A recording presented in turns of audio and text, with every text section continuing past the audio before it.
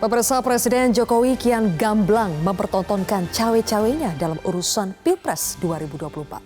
Kehadiran Presiden Jokowi dalam acara Musyawarah Rakyat atau Musra yang digelar relawan Projo kemarin adalah bukti betapa besar hasrat politik Presiden untuk menentukan siapa penerusnya. Presiden Jokowi bahkan rela menjadi pembisik agenda relawan ke partai-partai. Inilah yang akan kami sajikan dalam editorial malam hari ini. Jokowi menjadi pembisik. Bersama saya, Zilvia Iskandar.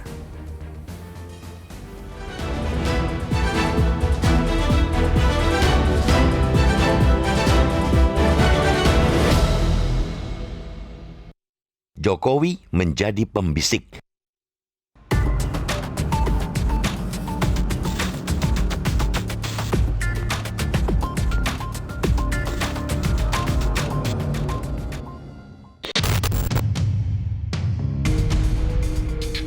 Sebagai seorang kepala negara dan kepala pemerintahan, manakah yang seharusnya lebih didengar, suara rakyat atau suara relawan yang notabene ialah pendukung setianya ketika dahulu ia terpilih jadi presiden?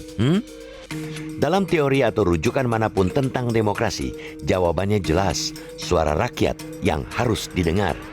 Selama jabatan sebagai presiden masih melekat, selama itu pula ia harus menjalankan tugasnya sebagai pengayom seluruh rakyat. Sungguh tidak elok bila presiden hanya mengayomi atau mendengar suara pendukungnya, apalagi kalau itu dipertontonkan tanpa malu-malu di hadapan seluruh rakyat. Sayangnya, tindakan yang kian menjauh dari etika politik semacam itulah yang kini semakin kerap kita saksikan dilakukan oleh Presiden Joko Widodo. Demi ingin ikut menentukan pengganti dirinya dalam percaturan pemilihan presiden 2024 mendatang, Presiden tak lagi sekadar menghimpun dukungan dari partai politik koalisi pemerintah. Kini bahkan ia tak segan-segan menggalang relawan untuk tujuan politik tersebut. Kehadiran Presiden dalam kegiatan bertajuk Musyawarah Rakyat atau Musra yang katanya diinisiasi para relawan Jokowi adalah bukti betapa hasrat dia untuk terlibat dalam urusan pemilihan presiden 2024 sudah terlampau besar. Ia seakan tidak bisa menahan hasrat itu sampai rela menanggalkan etika politik yang seharusnya terus ia pegang teguh. Keterlibatan atau cawe-cawe presiden tak bisa lagi ditutup-tutupi. Di acara musrah tersebut, Jokowi bahkan siap menjadi pembisik politik para relawan. Di hadapan relawan dan pendukungnya, ia mengaku akan memberikan bisikan kepada parpol-parpol terkait calon presiden yang direkomendasikan relawan. Selanjutnya, ia juga akan membisiki relawan perihal hasil bisikannya kepada parpol. Kembali ke pertanyaan awal, patutkah presiden menjadi tukang bisik hanya untuk kepentingan sekelompok relawan? Bukankah sebaliknya? Bisikan dari seluruh rakyatlah yang semestinya dia dengar dan akomodasi. Kalau ia hanya menjadi pembisik bagi relawan, sesungguhnya ia sedang mendegradasikan posisinya sebagai kepala negara. Jokowi sepertinya juga lupa dengan kedudukannya sebagai presiden, ia punya segenap sumber daya dan kekuatan negara. Kekuatan itu seharusnya dimaksimalkan untuk menyelesaikan kompleksitas permasalahan bangsa yang sampai hari ini harus diakui masih menggunung. Mulai dari isu-isu kerakyatan, ekonomi, hukum, hingga persoalan ketidakadilan sosial yang masih dirasakan sebagian masyarakat Indonesia. Pendeknya, pekerjaan rumah Jokowi dalam kepastiannya sebagai presiden yang masa jabatannya tinggal sekitar 1,5 tahun lagi masih sangat banyak. Harus fokus untuk bisa menyelesaikannya. Namun yang terjadi justru sebaliknya. Ia kerap menggunakan kekuatan dan sumber daya negara untuk memobilisasi orang, menggalang koalisi demi tujuan politik sekelompok, bukan untuk menyelesaikan persoalan bangsa. Kalau itu terus-menerus dilakukan, kiranya tidak salah pendapat yang menyebut apa yang dilakukan presiden itu sudah mengarah pada abuse of power. Tindakan seperti itu amat berpotensi merusak sistem ketatanegaraan sekaligus memundurkan demokrasi.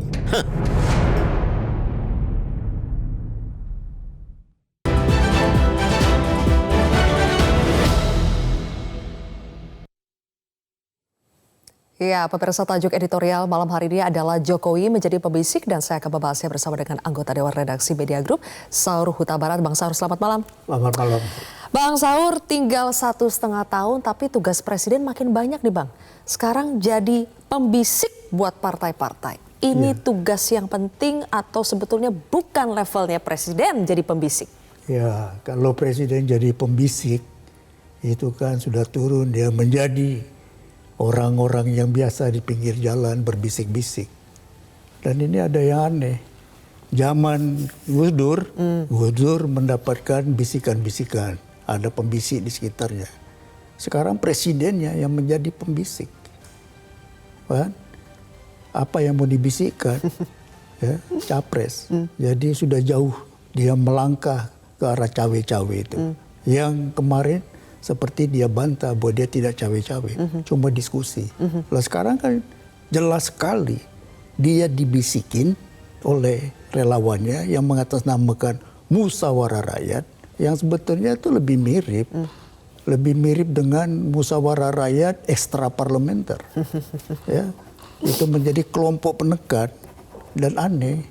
Presiden yang sedang berkuasa itu memelihara semacam kelompok penekan.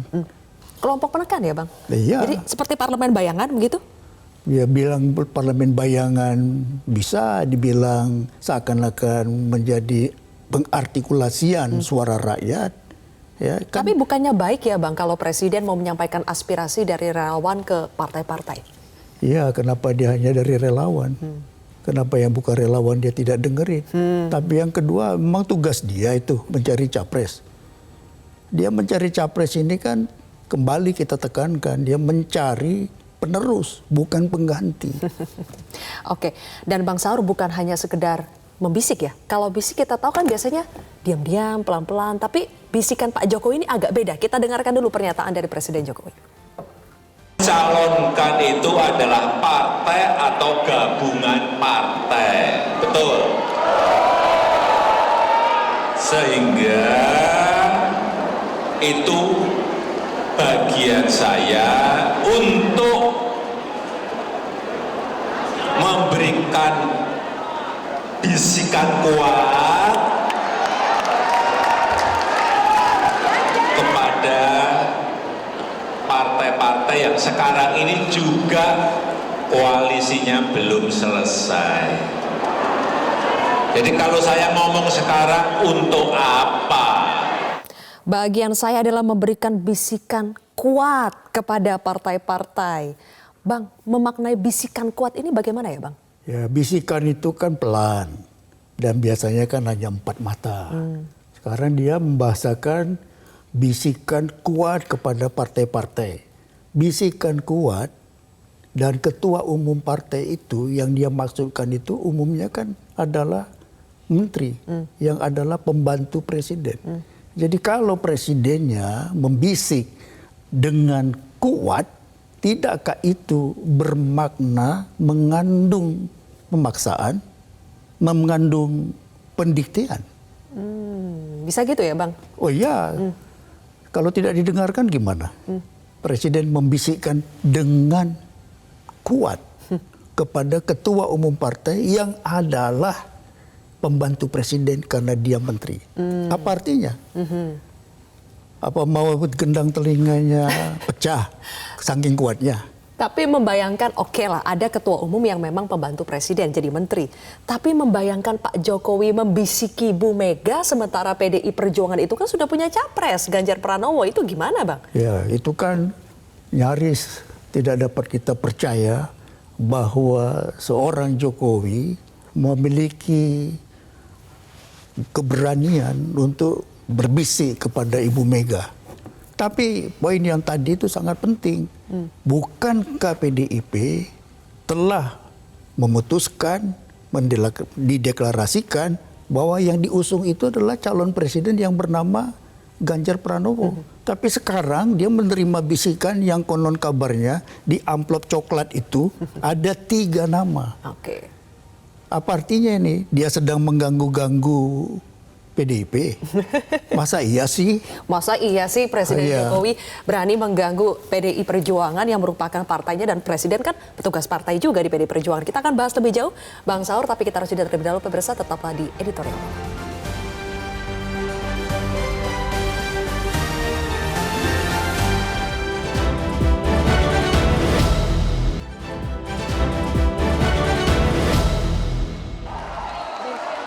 Ini penting.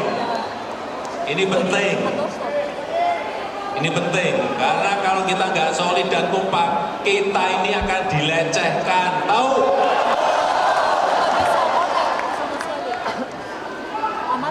Mau dilecehkan?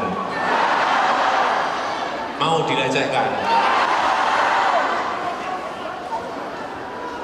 Kalau kita kompak dan solid, kita akan diperhitungkan.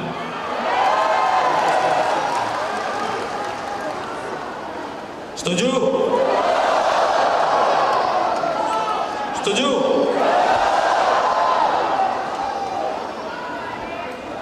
Nanti pada saatnya, pada waktu yang tepat, saudara-saudara semuanya akan saya bisikin satu persatu, entah berapa juta. Oke, dilecehkan oleh siapa Bang, dan harus diperhitungkan oleh siapa sih kalau kita membaca makna yang dimaksud oleh Pak Jokowi? Saya kira dia sedang dikejar bayang-bayang yang tidak jelas. Siapa yang melecehkan seorang presiden? Tetapi dia sekarang ini sedang melakukan apa yang disebut sebagai kepresidenan imperial. Ya. Imperial itu berhubungan dengan kekaisaran, dengan kerajaan. Ya. Dan ini adalah pandangan seorang sejarawan Amerika bahwa kepresidenan imperial itu terjadi ketika eskalasi kekuasaan kepresidenan itu terjadi. Dan terjadi kekuasaan eksekutif yang eksesif. Kalau di Amerika ini dibahasakan ketika presiden memandang dirinya sebagai commander in chief sehingga melakukan invasi terhadap negara lain, misalnya terhadap Irak. Sekarang Jokowi ini juga melakukan apa yang dibahasakan sebagai kepresidenan imperial dengan melakukan invasi ke teritori kekuasaan partai. Tapi kan Presiden tadi bilang itu terserah lagi, balik lagi kepada partai dan gabungan partai politik. Ya, saya Memang kira, itu hanya sekedar lip service, Bang? Saya setuju bahwa dia sedang melakukan lip service, tapi jangan-jangan layak dikhawatirkan dia sedang mengelabui dirinya sendiri. Bahwa seakan-akan dia tidak cawe-cawe terhadap kekuasaan partai. Tapi senyatanya kan itu dia lakukan. Masa kalau hanya membisiki itu cawe-cawe Bang sampai mau menginvasi atau mengintervensi partai? Kalau kamu berbisik-bisik, ya artinya kamu kan sedang berrahasia. Kalau kamu melakukan bisik-bisik itu dengan kuat, tidakkah mengandung tekanan? Jadi seorang presiden sekarang ingin melakukan bisikan yang kuat yang dapat dimaknai sebagai mengandung tekanan, mendikte ketua umum partai. Apakah itu bagus? Dan wajar tidak kalau kita bertanya apakah hanya sekedar membisiki dengan kuat? Ya tentu ada barangkali hal-hal yang harus ditanyakan kepada beliau. Kalau bisikanmu yang kuat itu tidak didengarkan oleh ketua umum partai, apa yang akan Anda lakukan sebagai presiden? Bisikanmu nggak didengerin. Apa yang akan kamu lakukan? Apa laporanmu nanti kepada yang memberikan bisikan? Dia bilang nanti kan dia akan laporkan kembali itu kepada musra itu. Apa yang akan dia sampaikan? Tapi pertanyaannya adalah, apakah ketua umum partai yang sekarang berkoalisi dengan dia itu adalah ketua umum partai yang memiliki kemampuan untuk mengatakan tidak atas invasi seorang presiden yang bernama Jokowi? Dia punya nggak keberanian itu? Kalau dia tidak punya keberanian, kenapa? Ada apa dengan para ketua umum itu? Takut kehilangan jabatan presiden, menteri, membantu presiden? Atau ada apa? Kok sehingga Sehingga sebagai ketua umum partai tidak menunjukkan posisi dia sebagai seorang pemimpin partai politik yang memiliki kursi di DPR hasil pilihan rakyat. Kok begitu lemahnya di satu pihak. Tapi di lain pihak kenapa Presiden tidak memiliki rasa hormat pada ketua umum partai ini? Kenapa mau tidak dihormati? Kenapa mau justru kata dilecehkan tadi itu sepatutnya kita pergunakan bahwa Jokowi sedang melecehkan para ketua umum partai. Kenapa Jokowi yang jadi melecehkan? Boleh dibahas nanti Bang Saur, kita harus jeda lagi pemirsa. Editorial Malam akan kembali sesaat lagi.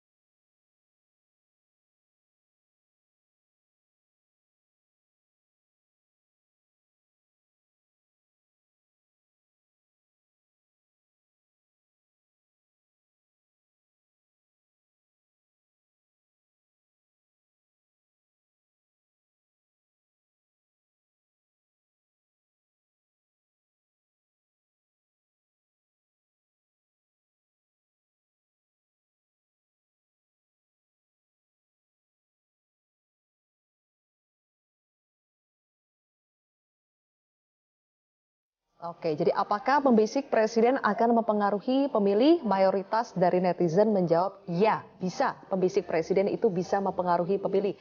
Kalau dibalik Bang Saur, apakah Presiden kalau menjadi pembisik partai-partai, ini melanjutkan yang tadi, ketua umum partainya bisa terpengaruhi oleh Presiden? Iya, pertanyaannya kenapa dia terpengaruh?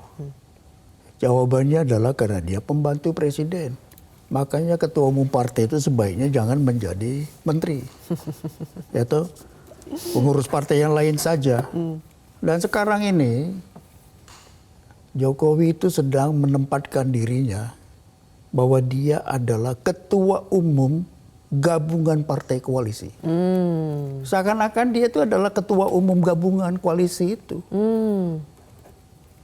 Kenapa, makanya Bang? dia boleh dia cawe-cawe, mendapatkan Padahal bisikan, dia lalu bisikan itu akan dia sampaikan karena gua ini adalah saya ini berperan sebagai ketua umum gabungan partai koalisi. Kenapa ya Bang? Apa tidak cukup Presiden Jokowi kan sudah punya PDI Perjuangan, partai asalnya sudah jadi petugas partai di PDI Perjuangan. Apakah itu tidak cukup sehingga harus menjadi ketua umumnya koalisi gabungan ini? Iya, karena dia kan menyiapkan alternatif-alternatif yang dibahasakan dia sebagai sebuah strategi. Yang dibahasakan oleh beliau bahwa koalisi ini pun belum selesai. Oke? Yang namanya Prabowo itu akan diusung oleh siapa saja. Itu satu nama. Oke? Lalu ada nama yang sudah jelas, yang namanya Ganjar sudah diusung oleh PDIP, P3 sudah merapat. Lalu ada yang namanya Anies Baswedan yang sudah diusung oleh Nasdem, Demokrat, dan PKS. Tapi pertandingan tiga ini, apakah sudah merasa aman Jokowi untuk menang? Untuk menangkan penerus dia. Dalam hal ini kita harus juga mengatakan bahwa Jokowi itu juga rupanya diam-diam telah menempatkan dirinya menjadi ketua tim sukses pemenangan pilpres tertentu. Sejauh itu ya Bang? Ya, itu bacaan kita. Kenapa dia cawe-cawe sebegitu jauh? Dia mendapatkan calon capres lainnya. Padahal dia sudah hadir di tempatnya di Batu Tulis. Kenapa? Sudah ada yang rambut putih. Iya. Ya seperti saya tidak termasuk walaupun rambut saya putih. Benar juga ya, Bang Saur rambutnya putih juga. Tapi Bang tidak cukup sampai di situ, Presiden Jokowi sudah dikritik pertama mengumpulkan ketua umum parpol, sekarang mau mengumpulkan lagi. Kita simak pernyataan Presiden Jokowi berikut ini. Kapan bertemu lagi dengan polisi? Apanya? Kapan bertemu lagi dengan partai-partai politik? Ya secepat-cepatnya. Supaya sekali lagi, supaya tadi yang saya dalam konteks yang saya sambutkan tadi, memang kepemimpinan yang kuat ke depan itu diperlukan karena menakodai sebuah kapal besar yang berada pada situasi gelombang ketidakpastian global yang sulit dihitung dan sulit diprediksi. Itu Pak dengan... Jadi secepat-cepatnya akan bertemu lagi dengan ketum parpol karena penting ini kita berbicara soal bagaimana menahkodai kapal besar di tengah tantangan yang begitu besar. Itu pesannya Presiden Jokowi. Itu, ya, Presiden Jokowi itu kan mengandung kontradiksi. Di satu pihak dia mengatakan kan jangan tergesa-gesa. Tapi di lain pihak dia bicara tentang secepat-cepatnya. Ini udah kelihatan kan. Kelihatan sekali dia di dalam dirinya pun sebenarnya mengandung kontradiksi. Bahwa dia tidak mau cawe-cawe, nyatanya cawe-cawe. Jadi harus berani kita mengatakan bahwa beliau memang melakukan invasi ke teritori kekuasaan partai. Bahwa dia, yaitu presiden itu memandang dirinya Commander in Chief Pilpres. Dia itu komandan tim sukses Pilpres yang akan datang. Dan ini bahaya buat demokrasi, Bang Saur? Sudah pasti. Dan demokrasi ini akan terancam bubar ya, oleh karena beberapa faktor. Satu, ada yang berpandangan bahwa demokrasi itu bisa roboh karena kudeta militer. Itu sekarang terjadi di Myanmar. Ya, itu terjadi di Thailand, itu terjadi di Amerika Latin. Ya. Tapi orang bilang, oh TNI tidak melakukan itu. Baik, kita coret. Kemungkinan yang kedua adalah transisi yang berkepanjangan, tidak mencapai titik konsolidasi, dan itu sekarang ada gejala-gejalanya. Yaitu apa? Diskusi atau wacana mengenai perpanjangan masa jabatan presiden, 3 periode, dan kepala desa 9 tahun. Baik, oke. Dan sekarang dia cawe-cawe. Jadi terancam ini demokrasi, itu harus kita sebut. Oke, tapi ya sekali lagi kita tetap berharap semoga demokrasi tidak diganggu-ganggu.